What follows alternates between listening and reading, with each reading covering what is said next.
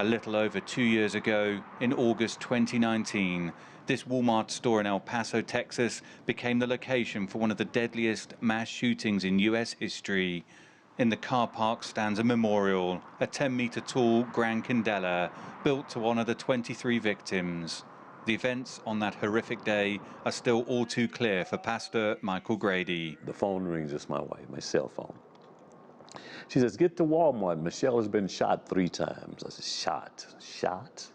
Grady's daughter Michelle was one of the first victims shot in the attack. She ran to the right, and that's when he chased her and shot her 3 times. The first bullet went through her hand, went through here, severed all of her lower intestines. When I saw her, she looked as close to dead as I understood it. The place looked like a war zone.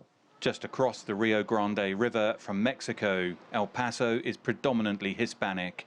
The attacker reportedly published a hate-filled anti-immigrant manifesto moments before the shooting. In the days following, some Texas politicians promised gun reform.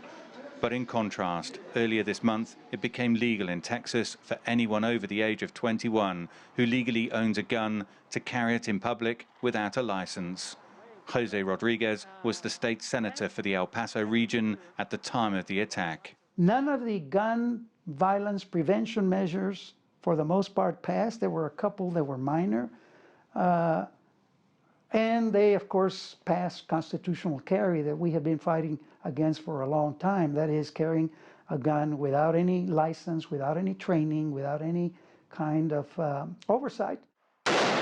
At a shooting range on the outskirts of the city, permitless carry has been largely welcomed, but staff are still urging the public to take firearm training. Permitless carry, it's been kind of a very long time coming. So with those individuals that are fresh into this, we would love for them to take introductory handgun courses, because it's more than just a piece of machinery. It's something that has the ability to take a human life away if not used properly. The events that took place here just over 2 years ago left a deep scar on this city. And for some members of the community, there is a concern that permitless carry makes them even less safe than before. Texas has become the epicenter. Fernando Garcia is the executive director of Border Network for Human Rights, an organization that works with immigrants in the area.